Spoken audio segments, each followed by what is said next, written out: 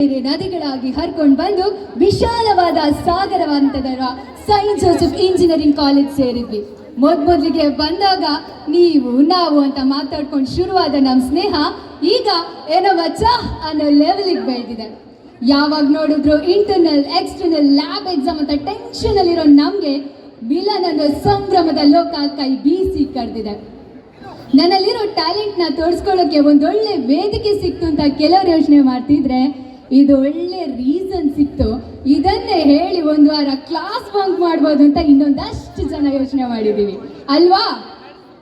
ಇಷ್ಟೆಲ್ಲದ್ರ ಮಿಡ್ಲಲ್ಲಿ ನಮಗಂತೂ ಯಾವ ಡ್ರೆಸ್ ಹಾಕೋದು, ಅಡ್ಡಾಗಿರೋ ಮ್ಯಾಚಿಂಗ್ ಶೂ, ಇಯರಿಂಗ್ಸ್, ಇದ್ರದ್ದೊಂದು ಟೆನ್ಷನ್ ಬೇರೆನೆ. ಹೀಗೆ ಯೋಚನೆ ಮಾಡ್ತಾ ಮಾಡ್ತಾ ನಮ್ಮ ಹುಡುಗಿರಿಗೆ ಯಾವಾಗ ಅದು ಹೇಗೆ 7 ದಿನ ಕಳೆದೋಯ್ತು ಅಂತಾನೆ ಗೊತ್ತಿಲ್ಲ.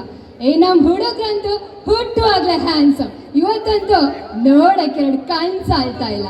ನಾನು ಹೇಳೋದು ಇಷ್ಟೇ ಅಪ್ಪ, ಸಿಗದ ನಿನ್ನೆಯ ಸಿಗುವ ನಾಳೆಯ ಮತ್ತೆ ಸಿಕ್ಕಿರುವ ಈ ಕ್ಷಣವನ್ನ ಇನ್ನೊಂದಷ್ಟು ಅದ್ಭುತವಾಗಿ ಕಳೆಯೋಣ ಅಂತ ಹೇಳ್ತಾ ನಾನಂತೂ ತುಂಬಾನೇ ಜೋಶಲ್ಲಿದ್ದೀನಿ. ನೀವು ಸಾಕಾಗ್ತಾ ಇಲ್ಲ, ನಮ್ಗೆ ಜೋಶ್ ಬೇಕಾಗಿದೆ. ಬರ್ಲಿ ಜೋರಾದ ಚಪ್ಪಾಳೆ. ಹಾಗಾದ್ರೆ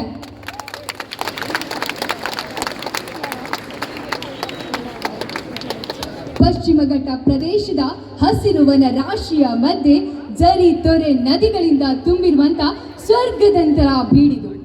ಈ ಬೀಡಿನ ಬಗ್ಗೆ ನಮ್ಮ ಕನ್ನಡದ ಕವಿಯೊಬ್ರು ಹೇಳ್ತಾರೆ, ಎಲ್ಲಿ ಭೂರಮೆ ದೇವ ಸನ್ನಿಧಿ ಬಯಸಿ ಬಿಮ್ಮನೆ ಬಂದಳು, ಎಲ್ಲಿ ಮೋಹನ ಗಿರಿಯ ಬೆಳಗಿನ ರೂಪಿನಿಂದಲೇ ನಿಂದಳು, ಎಲ್ಲಿ ಮುಗಿಲಲ್ಲಿ ಮಿಂಚಿನಳು ಕಾವೇರಿ ಹೊಳ ಹೊಳ ಹೊಳೆದಳು, ಎಲ್ಲಿ ನೆಲವನ್ನು ತಣಿಸಿ ಜನಮನ ಹೊಲದ ಕಳೆ ಕಳೆ ಕಳೆದಳು, ಅಲ್ಲಿ ಆ ಕಡೆ ನೋಡಲ, ಅಲ್ಲಿ ಕೊಡವರ ಬೀಡಲ, ಅಲ್ಲಿ ಕೊಡವರ ನಾಡಲ.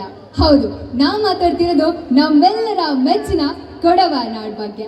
ಕೊಡವರು ಅಂದ ತಕ್ಷಣ ಅವರ ವೇಷಭೂಷಣ, ಜೀವನ ಶೈಲಿ, ನೃತ್ಯ ಪದ್ಧತಿ ಒಂದು ಸ್ವಲ್ಪ ವಿಶೇಷವಾಗಿಯೇ ಕಾಣ್ತದೆ.